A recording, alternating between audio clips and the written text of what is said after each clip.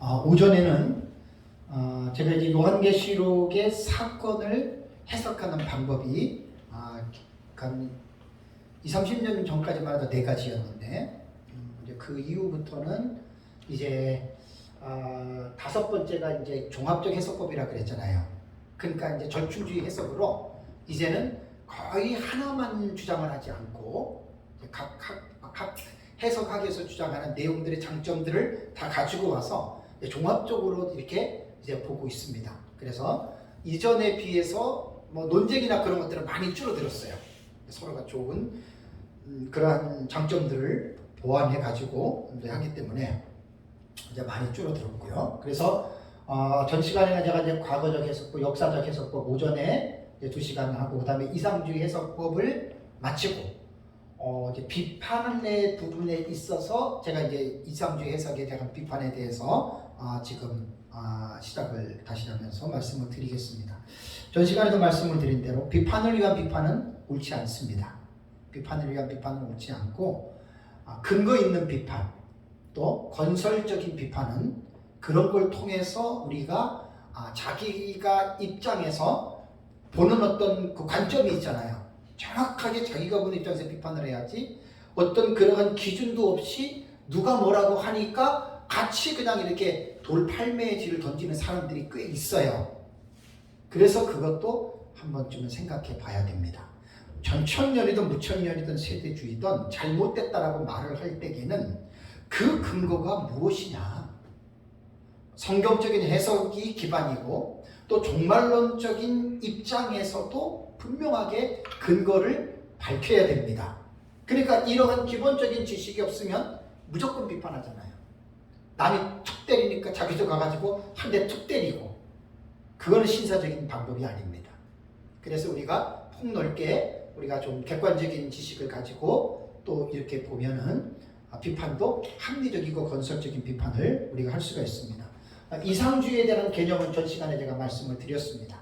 사건을 뭐 단회적으로 일어나는 그 문자적인 그 사건으로 보지 않고 다 상징으로 다 해석을 해버려요. 그러니까 참 이거는 어떻게 보면은 우리처럼 뚜렷하게 미래적인 해석법을 가지고 있는 사람들이 볼 때에는 도저히 이건 용납할 수가 없는 거죠. 용납할 수가 없는 거죠. 그러니까 용납하고 안 하고 맞고 틀리고 그렇게 보지 마시고 이렇게 보는 해석법도 있다. 이게 대체적으로 무천년이 이제 이렇게 해석을 합니다. 그렇다면 이상주의를 가지고서 우리가 비판을 할 때에는 과거적 해석과 역사적 해석과 미래주의는 제가 안 했는데 다음 시간에 할 거예요. 예. 미래주의 해석의 입장에서 이상주의를 비판한다고 생각하면 공통적인 분모가 있잖아요. 그죠? 공통적인 분모가.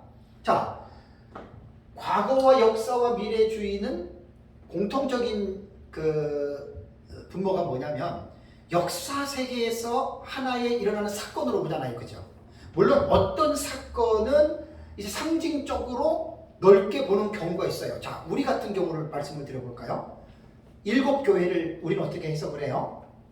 그 당시에 존재했던 교회였지만 그 7교회의 모습은 교회에서 전 시대의 교회의 그러한 모습들이 있을 것이다.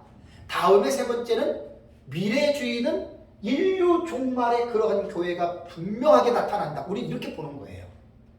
그러면 우리도 미래주의 해석을 따르면서 2장과 3장 같은 경우는 우리도 이상주의와 똑같이 우리도 보는 거예요. 그 관점은. 새 교회는 그죠? 똑같이 보는 거예요.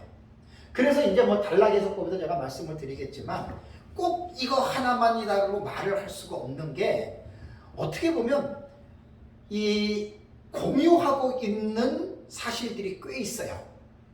무천년, 전천년, 세대주의 할 것 없이 가만히 들어가서 여러분 깊이 있게 이렇게 폭넓게 연구하다 보면 정확하게 무자르듯이 무천년은 이거고 전천년은 이거고 세대주의는 이거다 이렇게 말들을 못해요. 특히 역사적 전천년이 무천년주의자들 요건 지금 사건에 대한 해석이잖아요. 사건에 대한 해석. 사건에 대한 해석 말고 요한계시록을 전체적으로 보는 문장의 해석으로 볼 때 문자적이냐 상징적이냐라고 볼 때에는요.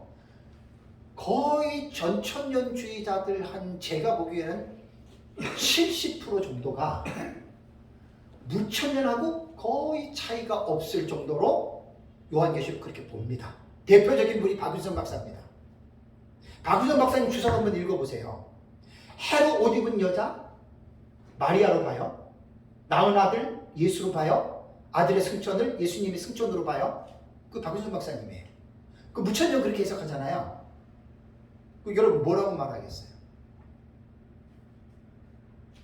그러니까 이제 모르면 모르는 만큼 시야가 좁아요. 그거밖에 못 봐요. 근데 알면 아는 만큼 넓이를 볼 수 있어요. 그러면서 평가를 할 수가 있잖아요. 우물 안에 개구리가 하늘이 어떻냐? 요만해. 그죠? 우물을 나온 개구리가 볼 때는 하늘은 왜 이렇게 넓어? 같은 원리예요. 이 지식도. 그래서 제가 요한계시록의 독법은 하나님의 은혜로 정말 이 주제는 하나님이 주신 주제입니다. 그래서 이제 연구하다가 이 부분은 책으로 지금 내려고 하고 있는데 기도들을 좀 많이 해주셔야 됩니다.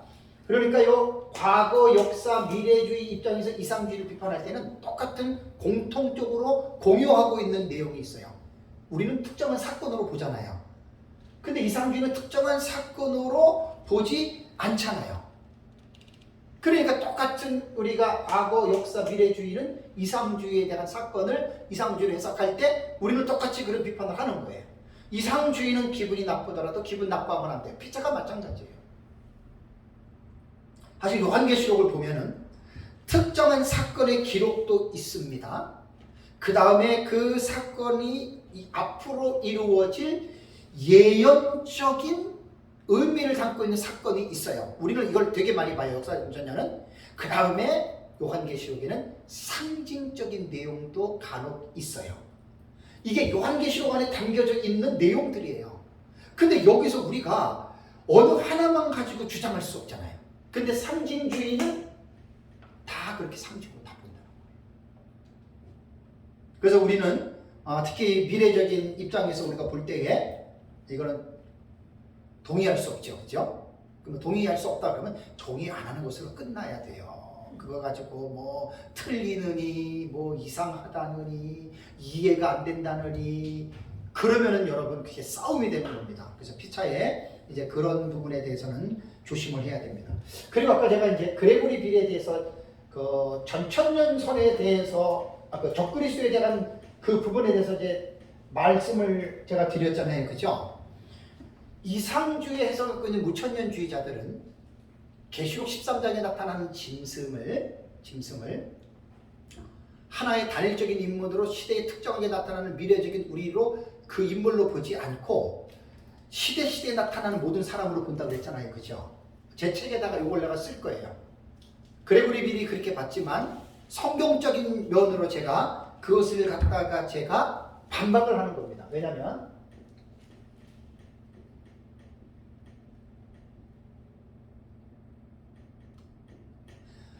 요한 1서 2장 18절을 보면은요. 안티크리스토스예요. 네. 안티크리스토스. 이게 무슨 말인지 아시죠? 안티크리스토스는 단수예요. 적 그리스도예요.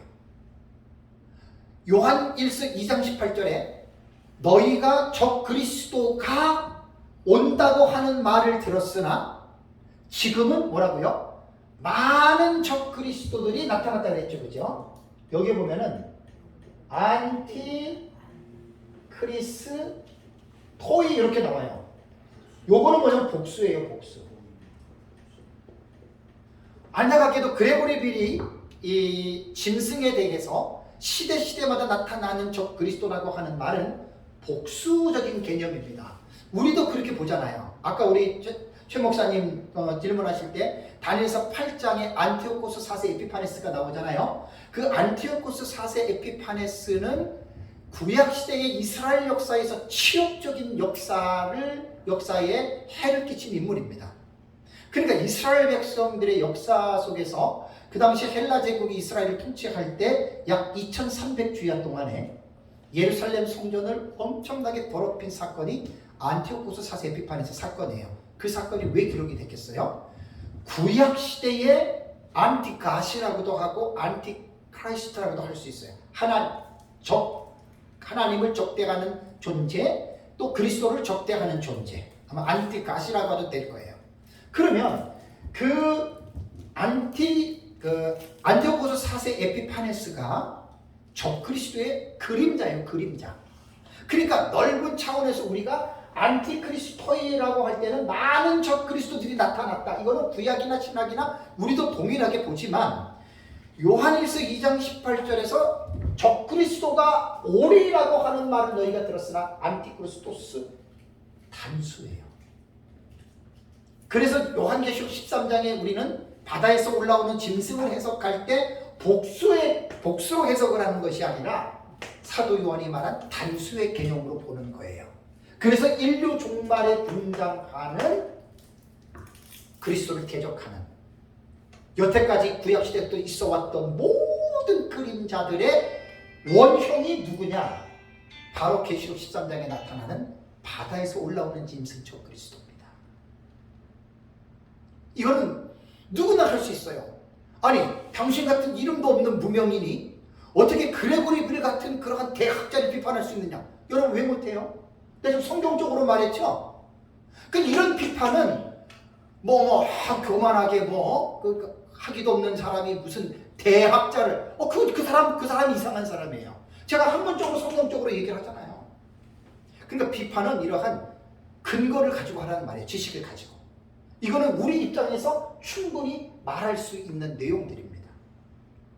그래서 과거지와 역사지, 미래지 입장에서 볼 때에는 이상주의에게 말을 할 때는 우리는 상징으로 보지 않고, 물론 상징적인 사건이 있기는 하지만 우리는 요한계시록 6장 이후에 기록된 이 내용들을 우리는 문자적으로 이루어지는 사건으로 거의 우리는 본다는 거. 여러분 이건 잊지 마세요. 그렇다고 세대주의자들처럼 전체적으로 우리가 문자적으로 보는 거 아닙니다. 자, 그렇다면 이제 제가 이상주의의 해석, 아까 오전에 말한 대로 영적 해석, 상징의 해석, 우의적 해석, 우화적 해석, 알레고리 해석이라고 제가 여러분 말씀을 드렸잖아요. 그죠?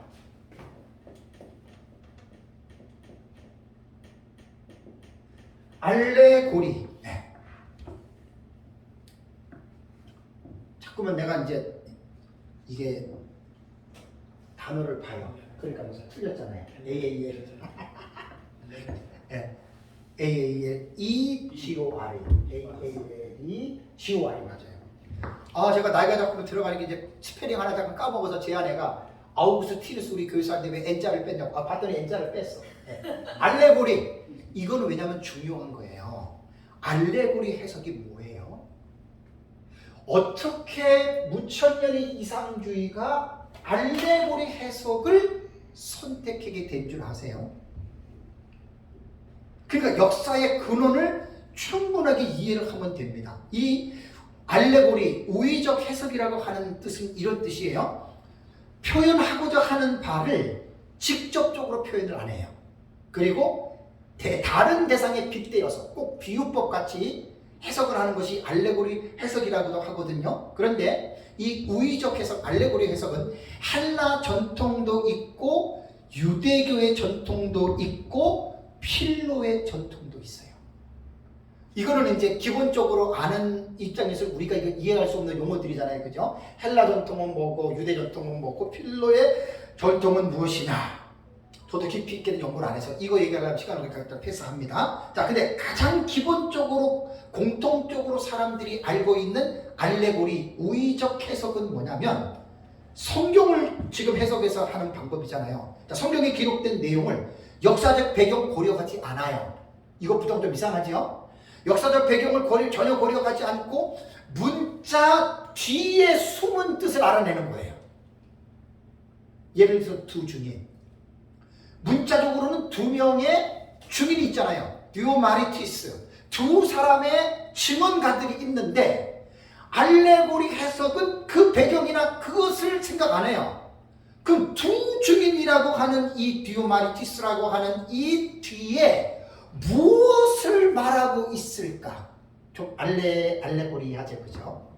이런 뜻이에요, 사실은. 이 알고 나면 되게 여러분 호망합니다. 그런데 이 해석이 클레멘트의 제자인 오리겐이 이 성경을 읽다가 우의적인 방법을 발견해낸 거예요. 이 사람들 초대급 학자들이에요. 그리고 나서 이 오리겐의 해석을 4세기 후반에 티코니우스라고 하는 학자가 계승을 했어요. 그래가지고 알레고리 해석으로 성경을 해석하기 시작했어요. 아이러니하게도 5세기에 우리가 그렇게 자랑하고 위대하게 생각하는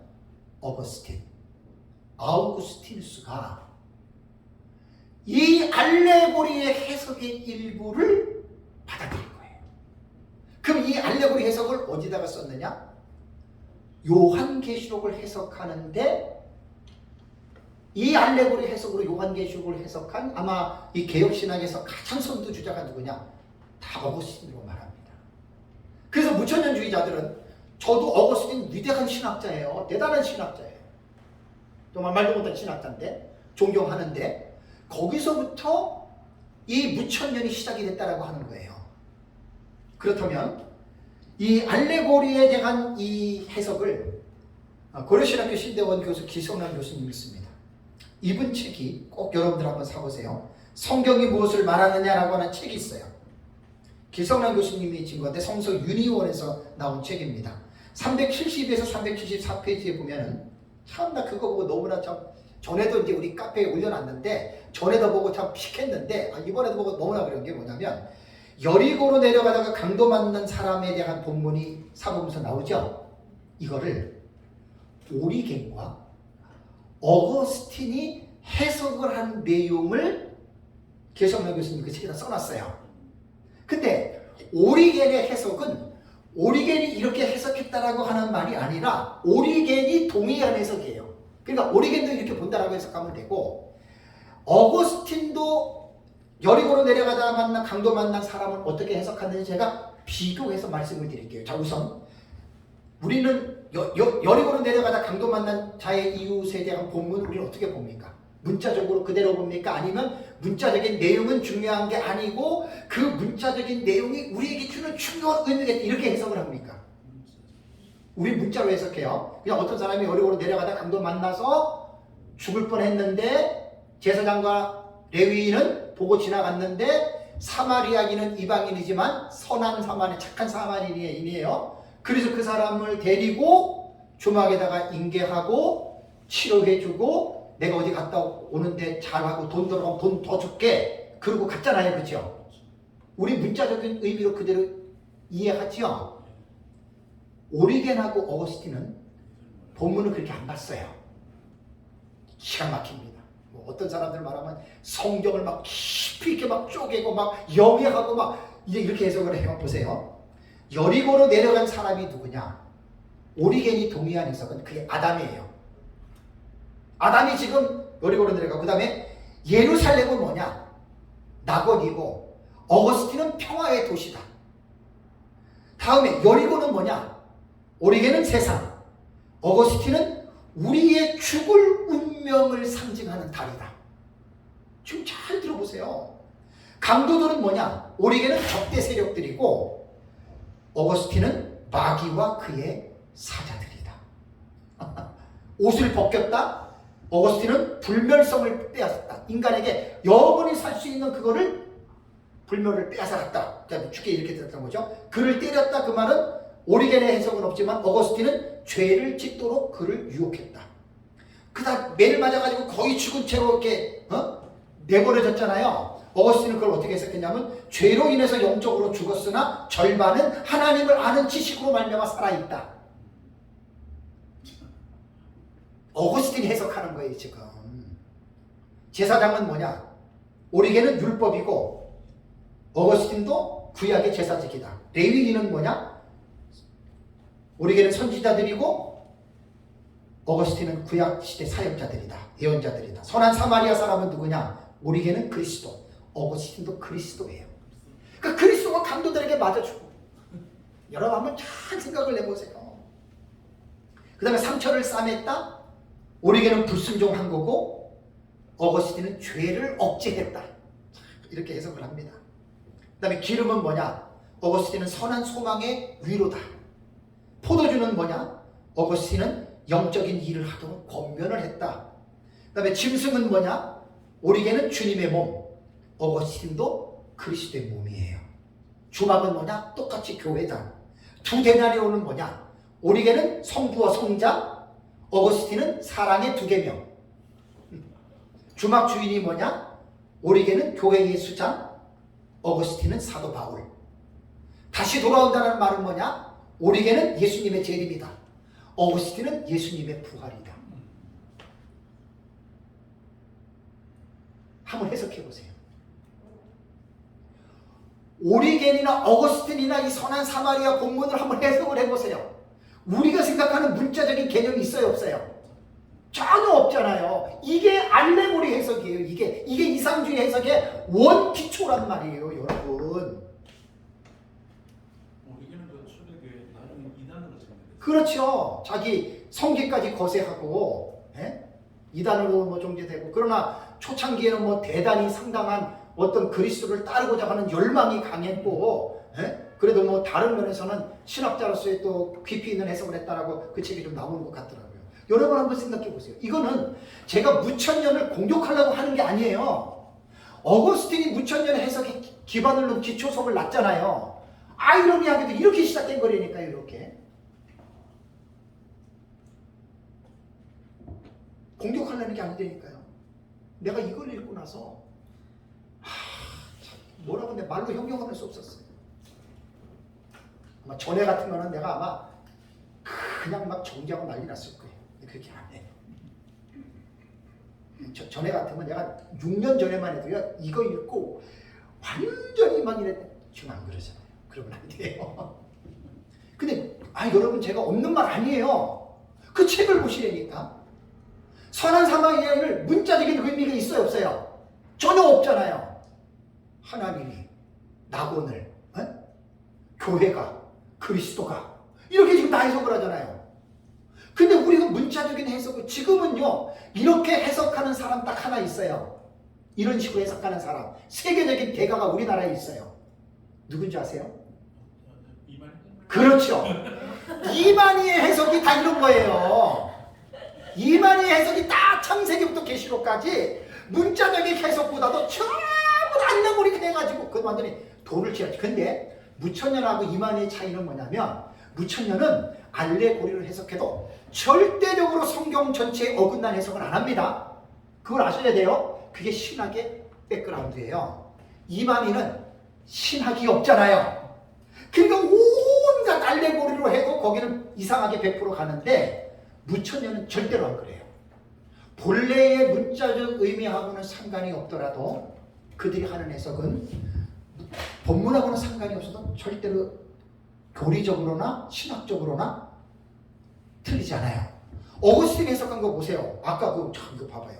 하늘에 있는 평화의 도시, 구약의 제사적 해가지고 그리스도의 몸, 교회, 사랑의 두 계명, 이거 해석해도요 절대 성경 전체적인 맥락으로 볼 때는 벗어나지 않는 내용들이에요. 그래서 무천년의 해석이나 전천년의 해석이나 세대주의는, 옛날의 세대주의는 위험하지만 개정된 세대주의는요 서로가 달라도 마음을 좀 넓게 여세요. 큐티도 잘못하다가 부러져. 당연하죠. 그러니까 마음을 좀 넓게 여셔서 좀 본문하고는 전혀 안 맞아도 이게 전체적인 성경 맥락으로 볼 때는 괜찮아요. 이만희는 안 그래요. 이만희는 완전히 그거는 그 사람은 안 그래요. 위험해도 너무너무 위험한 거예요. 그래서 조금 마음을 넓히고 괜히 열받을 필요 없어요.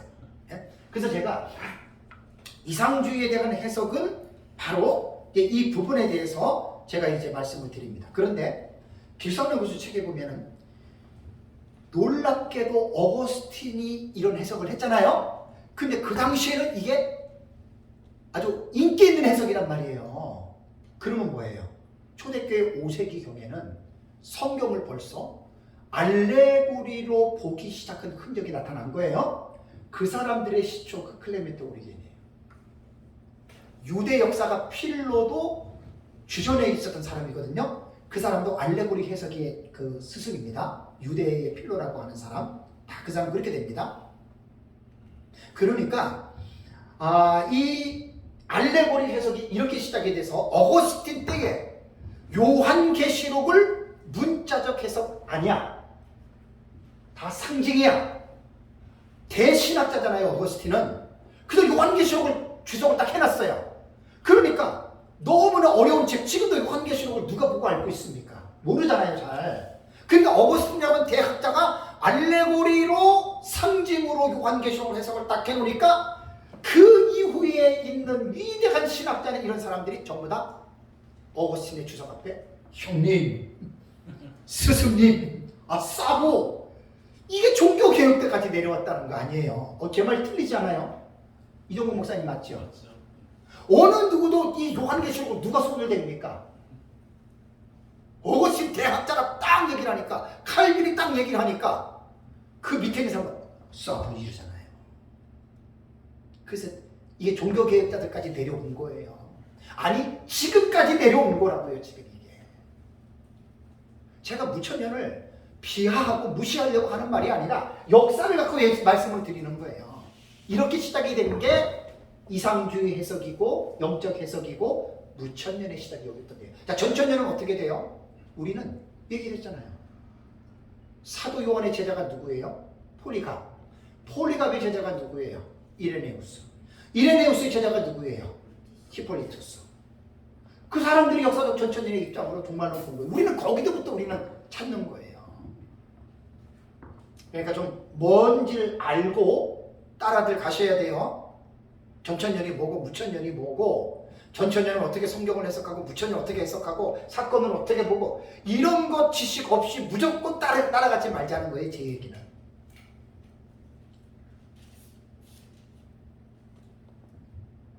오해가 없기를 바랍니다. 무천년도 우리가 보는 어떤 해석 입장에서 전혀 다를 뿐이지, 무천년은 무천년 나름대로의 자기들이 보는 체계가 있어요. 그걸 서로가 비방하거나 무시하거나 그러면 절대로 안 됩니다.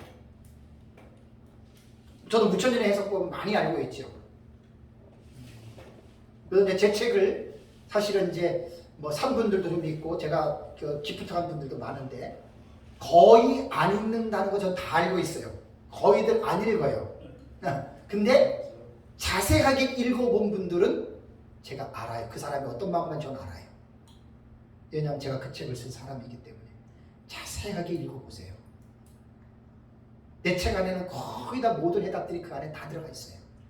안타깝게도 양의 진리고 내용의 진리고, 그래서 그렇지 차근차근 공부하시면 충돌되는 부분들이 거의 없습니다.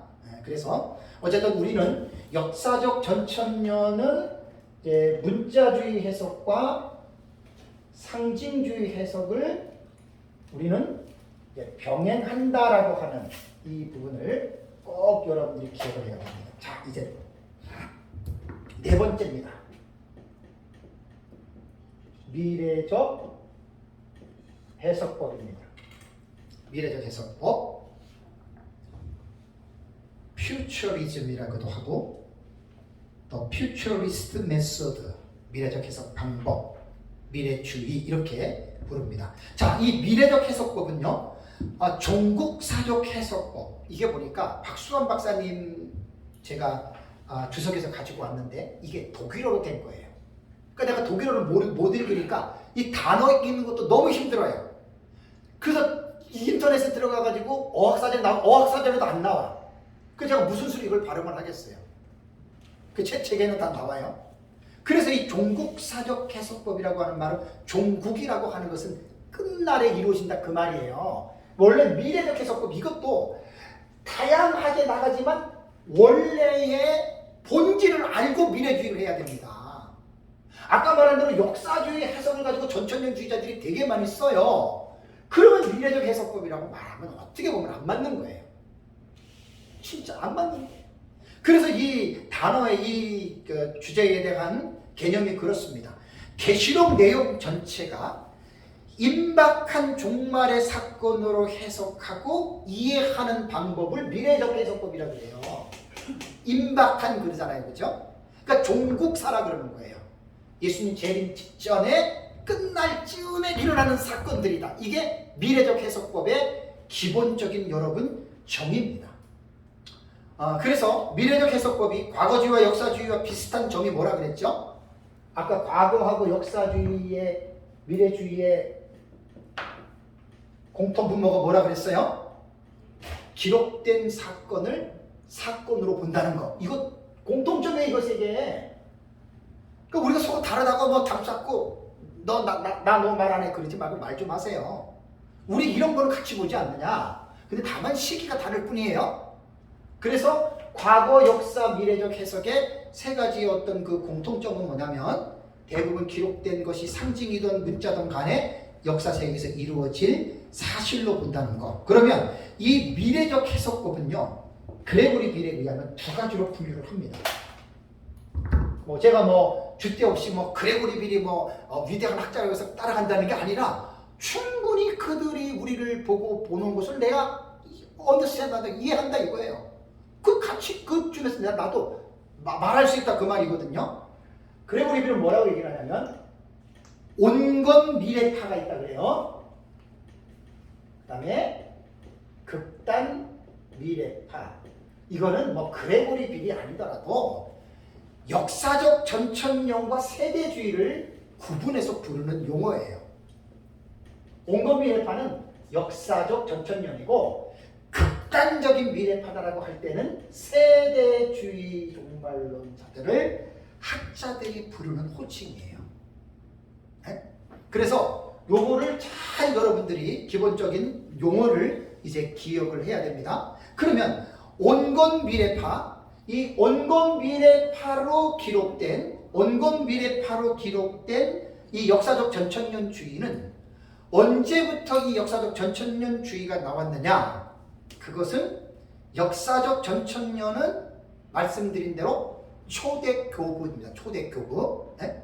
초대교부에 있었던 아까 제가 말씀드린 대로 사도 요한의 직제자 계열에 있는 또 동시대에 있는 사람들 제가 7명 다 기억나세요? 이거 기억나셔야 돼요. 목사님들 가르치려면 여기 다 가르치는 분들인데 또 해야 돼요. 사도 요한의 직제자가 폴리갑이죠. 폴리갑의 직제자가 이레네우스예요. 이거 자꾸만 하다 보면 외워져요. 이레네우스 직제자가 히폴리투스예요. 사도 요한의 직제자가 폴리갑하고 또 한 사람이 누가 있냐면 파피아스예요. 파피아스고 파피아스와 제자는 아니지만 동시대 사람이 누구냐면 순교자 저스틴이에요. 순교자 저스틴 유명한 사람이에요. 이레네우스와 동시대에 사역을 했던 사람이 누구냐면은 터툴리안이에요. 삼위일체 용어 만든 사람. 터툴리아누스예요. 터툴리안. 히폴리투스와 같은 동시대에 있던 사람이 누구냐면 락틴티우스예요. 락틴티우스가 콘스탄틴 대제의 아들 아마 가정교사가 그렇게 됐었어요. 왜 제가 이 사람 얘기를 썼냐면 하나, 둘, 셋, 넷, 다섯, 여섯 명은 분명하게 이들이 2, 3세기, 4세기 교부들인데 이들의 저서 속에 예수님이 재림하시면 이 땅에 천년왕국이 있다고 하는 것을 이 사람들 저서에 지금 있어요. 그래서 이들은 전천년주의자들의 교부들로 보는 거예요. 폴리캅이 개인적인 저서에서 천년왕국을 말한 거 없어요. 괜히 없는 거 있다고 말을 하면 안 돼요. 그러면 이레네우스가 누구한테 배웠겠어요? 히폴리투스가 누구한테 배웠겠어요? 이런 식으로 가정을 하면 폴리갑도 사도 요한에게 배운 전천년설이라고 하는 것은 나는 100% 확신합니다. 확신만 해야지. 그렇게 안 믿는 사람들을 말하면 상처가 되는 거예요. 나는 100% 확신합니다. 아쉽게도 사도 요한이 개인적으로 쓴 글에 천년왕국 이 땅 이런 그런 글은 없어요. 없는 거 말하면 거짓말쟁이가 돼요. 있는 데까지만 얘기를 해야 돼요. 이렇게 되는 거예요. 자꾸만 쓰다 보면 이거 외워집니다. 제 책에 보면 몇 년도 다 나옵니다. 몇 년도 살았는지. 그래서 역사적 전천년주의는 시작을 우리는 여기부터 보는 거예요. 초대교부부터. 무천년은 누구부터 본다고요? 어거스틴. 이 5세기예요. 5세기. 주 5세기예요. 그러면 극단적인 미래파 세대주의는 언제입니까? 이거 아셔야 돼요. 19세기. 19세기예요. 존 넬슨 다비가 1800년에 태어났어요. 1870년도 그때 천국 갔어요. 그러면 전천년과 세대주의 출발점 이제 분명히 이해가 되죠? 그런데 왜 세대주의 전천년이라고 불렀을까요? 세대주의는 세대주의 그러지. 왜 세대주의라고 전천년을 붙였을까요? 이 용어 속에서 세대주의 전천년은 전천년에서 나왔다라고 하는 뉘앙스를 담고 있죠. 전천년은 전천년인데 뭘 강조해요? 세대를 강조해요. 1세대, 2세대, 3세대, 4세대, 5세대, 6세대 해가지고 신약시대 교회 시대가 6세대고 마지막 7시대가 뭐냐? 예수님 재림 후에 천년왕국 시대가 7세대다. 그래서 인류 역사는 7,000년 동안 하고 끝난다. 이게 세대주의자들이 주장하는 거예요. 그래서 이들이 가장 중요하게 이들이 말하는 것이 뭐냐면 바로 세대에 대한 개념입니다. 자, 세대에 대한 개념은 첫 번째 세대가 이들은 무죄 시대로 봅니다. 에덴 동산에서 범죄하기 이전의 무죄 시대를 1세대, 2세대가 뭐냐면 양심 시대. 네, 이게 보면은 잘 읽어보면은 구원론을 이게 그때마다 다 다르게 말을 해요.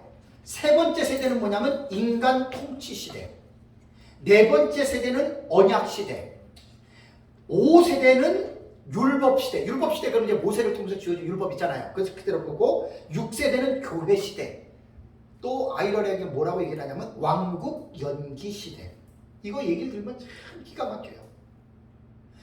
예수님이 세상에 오셔서 유대인들은 자기 백성에게 왔잖아요. 근데 유대인들이 예수님 오만 세이버 나의 구세주라고 믿었으면 끝난 거예요. 벌써 역사는. 지금 역사는 없는 거예요. 그리고 곧바로 그때부터 천년왕국이에요. 근데 세대주의는 뭐냐? 유대인들이 메시아를 못 박았기 때문에 하나님이 천년왕국 시대를 연기를 했다. 그러니까 유대인들 때문에 필요하지 않는 신약시대가 있었다. 그러면 뭐예요? 우리는 유대인들 때문에 이 세상에 태어난 사람들이잖아요. 여러분 이게 이해가 말이 됩니까? 안 됩니까? 근데 세대주의는 그렇게 믿는 거예요. 그래서 왕국 연기 시대라고 그래요. 그리고 이제 7시대는 뭐냐면 예수님 재림 이후에 천년왕국 시대. 그래서 자기네들이 세대라고 하는 피어리들. 이거를 강조한 거예요. 자, 그러니까 용어 속에서도 가만히 읽어보면 보이잖아요. 그죠? 에? 사람도 이름을 들어보면 그 제품도 이름만 보면은 우리가 그 제품의 성격을 알 수 있듯이 마찬가지예요. 전천년, 후천년, 무천년, 세대주의 전천 이런 의미를 가지고 있는 거예요. 그런데 온건 미래파와 극단 미래파라고 하는 말은 뭐냐면 공통점이 뭐냐면 뭐에 있어요? 미래적 해석법이에요. 전천년이나 세대주의는 다 사건을 해석할 때 뭐로 해석한다고요? 미래적으로 해석하는 특징이 있다는 겁니다. 그런데 19세기에 출현한 세대주의는 7세대를 강조하고 역사의 모든 역사를 7세대 7천년으로 해가지고 그 7세대가 끝나면 이제 천국이 도래한다. 이렇게 주장하는 게 세대주의 전천년이에요. 그러니까 결국 세대주의는 어디에서 자기네들이 존 넬슨 다비가 신학적 기초를 가지고 왔냐면 전천년에서 갖고 온 거예요. 근데 문제가 뭐냐면 제가 늘 말씀드리는 내용 있잖아요. 전천년이 뭐예요? 전천년. 정체성이 불분명해요. 근데 미래적 해석을 들어가면 좀 많은 시간 제가 얘기를 하면 너무 복잡해요. 어떻게 보면 통일된 내용들이 거의 없어요. 그러니까 제가 그러잖아요. 어느 장단에 춤을 춰야 될지 몰라요. 어느 장단에. 정성호 박사님의 그 소논문에 보면은 한국의 역사적 전천년 신학자들 7명 언급했죠. 박형용 박사님, 박윤선 박사님, 김형태 목사님, 그 다음에 장신의 박수원 박사님, 그 다음에 고신 출신이었던 한정건 박사님, 그 다음에 민병성 목사님, 그 다음에 이강봉 목사님. 이 7분들은 한국교회 역사적 전천년의 그야말로 아주 중심적인 인물들이에요. 어느 한 번 우습게 봐서는 안 돼요. 그러니까 제가 배운 게 우리 스승이 민병성 목사님이잖아요. 그러니까 이거는 이미 공인된 인물이란 말이에요. 우리가 지금 배운 게. 그런데 들어가서 한번 공부를 해보세요. 아까 말씀드렸잖아요. 박수환 박사님은 1261 신약식 전체로 본다니까요. 이거는 무천년에서 볼 수 있는 내용이에요. 근데도 전천년이 그렇게 보잖아요. 그럼 도대체 어느 장단에 춤을 춰야 돼요? 그래서 미래적 해석법에 들어오면 벌써 두 가지의 줄기가 갈림길이 쫙 나옵니다. 온건 파냐, 극단 파냐. 근데 세대주의를 이번에 제가 책을 내면서 조금 더 공부를 할 텐데, 참 세대주의는요 약 200년 정도 됐어요. 200년 가까이 돼와요. 200년 가까이 정도 되오는데, 어차피 전천년에서 나왔으니까 역사적 전천년과 같은 부분이 많아요. 적지 않아요. 특히 70일의 계시를 제가 연구를 하면서 70일의 계시의 아웃라인은 우리랑 똑같아요. 하긴 뭐 7년을 가르는 것이 똑같을 수밖에 없겠죠. 너무 똑같아요. 단 70일의 7년 안에 일어나는 사건들을 다니엘서 9장 71회와 요한계시록의 내용을 해석하면 너무 달라요. 여러분 그거 아셔야 돼요. 많이 달라요 그거. 그리고 세대주의와 역사적 전천년은 다른 부분도 많습니다. 예를 들자면 예수님의 재림이 몇 번이에요? 예수님 재림 몇 번 하세요? 우리는 한 번이죠. 세대주의자들은 2번 얘기를 해요. 다르죠? 이거는 그냥 다르다라고 말할 수 있는 사안이 아니에요. 무천년, 후천년, 전천년은 예수님 재림 원타임이에요. 세대주의만 2타임이에요. 이거 심각합니다. 이거. 그것만 그런 줄 아세요? 신약 성경에 이스라엘이라고 하는 이 용어가 구약 시대의 민족적인 이스라엘을 말하기도 하지만 신약 시대의 예수 그리스도 안에서 구원받은 무리들을 부를 때 신약 성경에서 구약적인 용례를 가지고 이스라엘이라고 불러요, 안 불러요? 부르죠. 특히 계시록 7장에 보면은 12지파 나오죠. 12,000명씩 이마에 인을 치는데 그 인을 치는 대상이 12지파예요. 근데 그 제 계시록 책을 보시면 알지만 구약 성경에 말한 야곱의 12아들 순서 아니에요. 2명이 달라요. 파트가. 그건 뭐 설명할 수는 없습니다. 책을 보시면 돼요. 근데 그것도 우리가 볼 때에는 마지막 시대, 여러분 지금 하나님이 이 세상의 하나님의 교회를 하나님이 이렇게 계산하실 때 12지파로 계산하십니까? 구약시대에 누구 지파 이렇게 합니까? 이것은 이스라엘 사회 자체에서도 지금도 육체적인 지파는 무의미해요. 없어요. 이스라엘 안에도. 그러면 요한계시록은 구약적인 책이 아니라 인류 미래의 예수님 재림 직전에 나타날 책이잖아요. 그럼 신약적인 차원에서 요한계시록을 읽어야지 어떻게 요한계시록을 구약적인 차원에서 읽느냐 그 말입니다. 세대주의의 종말론은 문자적인 해석을 고집하기 때문에 이스라엘 12지파 나오면 그대로 애들이 없어요. 다 구약 성경으로 끌고 오는 거예요. 이게 한두 가지가 아니에요. 아까 말씀드린 대로 구원은 시대마다 구원의 방법을 하나님이 다르게 하셨다. 율법 시대에는 율법을 지켜야 구원을 받는다. 여러분 이게 맞습니까? 틀립니까? 이거는 이단적인 요소가 있는 내용이에요. 양심 시대에는 양심껏 사는 사람만 구원받는다. 이렇게 얘기를 하는 게 세대주의예요. 그러나 지금 이 세대주의를 비판할 때는 조심해야 될 게 고전 세대주의가 있고 점진적 세대주의가 있고 개정 세대주의가 있듯이 두 번 점프했습니다. 지난번 강의할 때 말씀드렸어요. 책자에 보면 다 나와요. 그러니까 세대주의는 무조건 때리면 안 돼요. 제가 지금 말하는 것들은 지금 점진적 세대주의라고 최근에 이제 이렇게 한 30년 전에 40년 전에 이렇게 그 업그레이드된 세대주의를 점진적 맞지요? 개정이 아니고 점진적 세대주의는 점진적인가 개정인가? 뭐 뒤에 내가 말씀드릴게요. 거기는요 거의 세대주의의 고전적 세대주의의 클래식이라 그래요. 고전적 세대주의의 다비 같은 요런 그 처음 나올 때 위험한 사상들을 거의 다 버렸다 그래요. 그러니까 세대주의 비판들 조심해야 돼요. 제가 이제 앞으로 쓰는 책에는 그것도 조금 제가 정리해서 좀 제가 이제 넣으려고 합니다. 그러니까 벌써 미래적 해석법은 벌써 출발부터가 딱 두 길이야. 그게 이게 얼마나 험난하겠냐고요. 그리고 온건난 미래파 있죠. 온건 미래파 역사 전천년이라고 그러잖아요. 역사적 전천년으로 들어가잖아요. 여기서도 또 저는 이렇게 표현했어요. 그레고리 미리 말한 것처럼 온건적인 것과 극단적이다. 뭐 이렇게도 또 볼 수도 있어요. 그래서 이게 지금 역사적 전천년은 제가 역사적 전천년에 몸담고 있기 때문에 적당히 알아가지고 그냥 퉁치는 게 아니라 자꾸만 연구하다 보니까 너무 복잡해요. 그냥 쉽게 말하면요. 역사적 전천년이 이거다라고 간략하게는 말을 할 수 있지만 조금 더 들어가면 들어갈수록 와 이거 골치 아파요. 제일 골치 아픈 게 역사적 전천년이에요.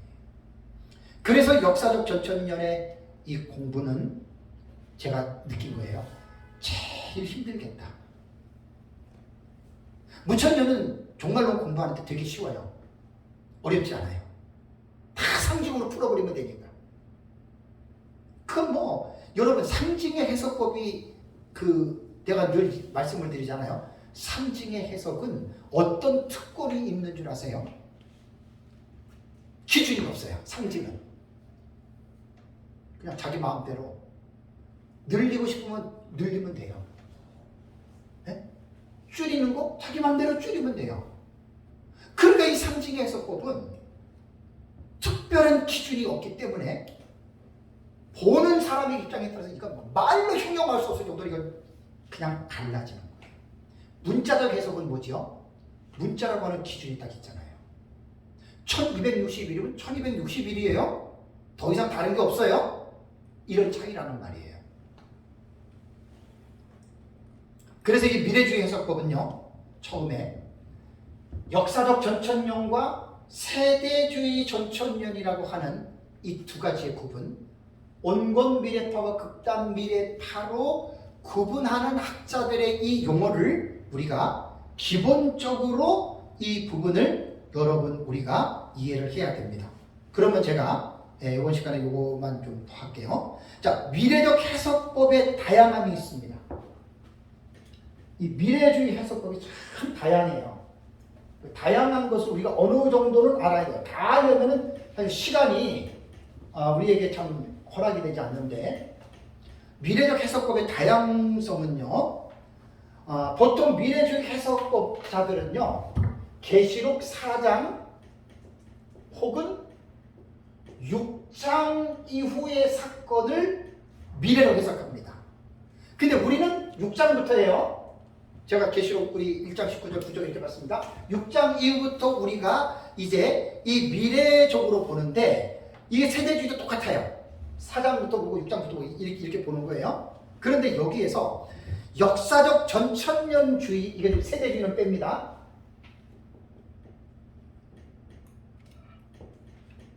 역사적 전천년 이 주의 안에서 보는 다양한 관점들을 보면은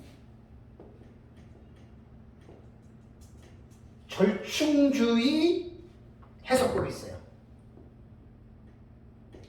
자, 지금 제가 미래적 해석법을 지금 강의하고 있어요. 이 미래적 해석법에서 지금 온건파 극단파를 갈라놓고 온건파 역사적 전천년 안에서 지금 이런 차이가 있다는 걸 말씀을 드리는 거예요. 자, 절충주의 해석법이라고 하는 이 말은 뭐냐면, 자, 역사적 전천년의 정체성은 문자적 해석법과 우리는 문자적과 상징 해석을 병행한다 그랬어요. 하나만이 아니에요. 병행을 하는데 우리는 미래주의적으로 따르는데 이 역사적 전천년주의자들 가운데 아주 위대한 주경학자들도 많습니다. 절충주의 해석을 시도하는 경우가 많습니다. 그러니까 사건의 해석에서 과거주의, 역사주의, 이상주의 나오죠. 역사적 전천년 안에서 상당수가 이 절충주의 해석법을 씁니다.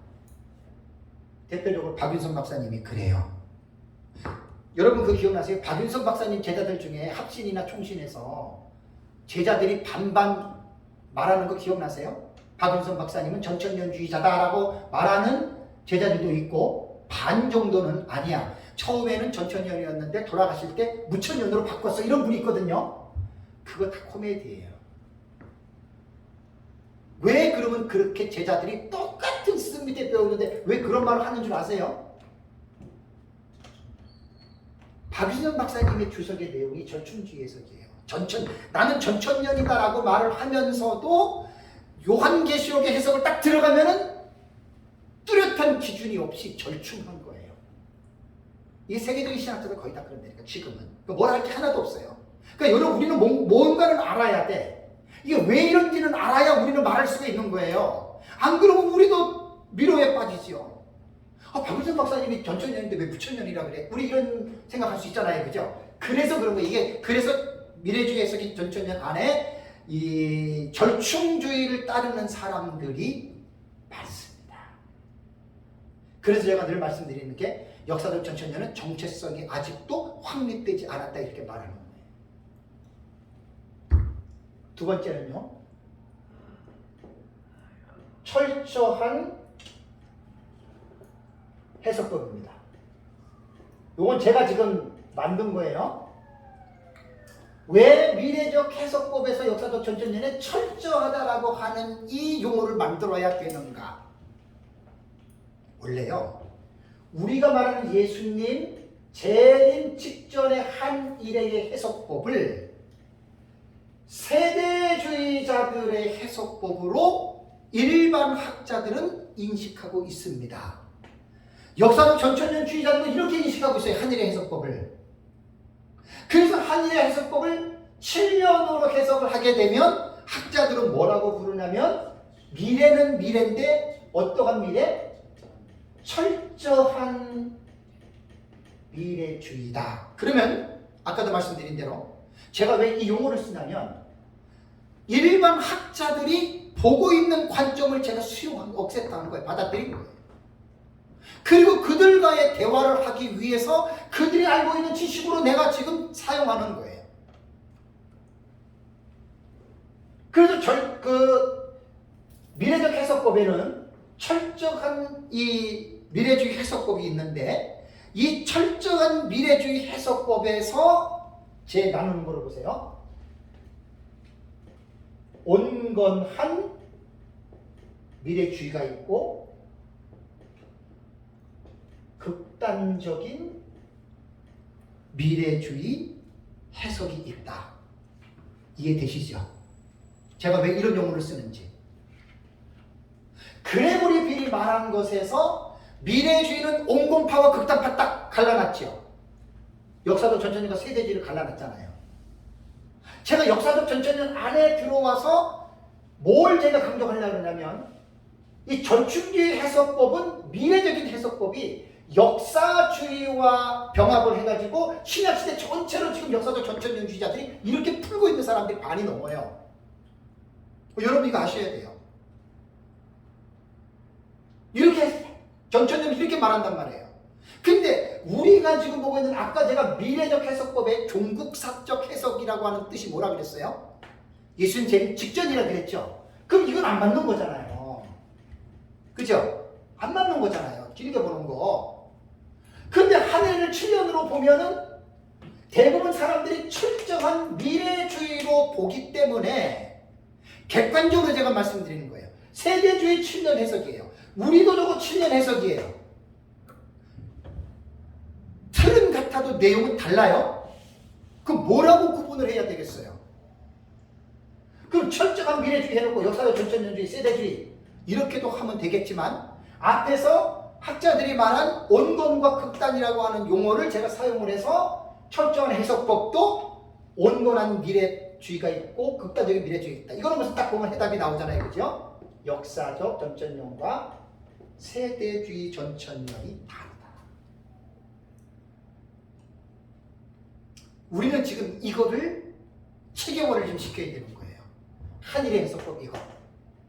사람들이 알지도 못하고 오해하고 알지도 못하고 세대주의로 몰아붙이는 그 사람들을 향해서 좀 경종을 울려야 되는 거예요. 그게 아니라는 거. 그래서 이게 미래적 해석법 들어가잖아요. 정말 복잡합니다. 그래서 저희 교회에서 7시간 설교를 하는 거예요. 지금 제 강의를 보다 더 깊이 있게 여러분들이 들으시려면 저희 교회 설교한 내용이 있죠? 요한계시록법 20시간 했어요. 거기 이거 다 나와요. 이거보다 더 자세하게 들어갔어요. 미래주의만 7시간 했어요. 7시간. 그러니까 이걸 꼭 들으셔야 돼요. 그래야지만이 이제 전천년과 세대주의 한일의 해석법이 이게 지금 쟁점화가 된 거잖아요. 요거를 잘 여러분들 구분할 수 있습니다. 네, 잠깐 쉬겠습니다.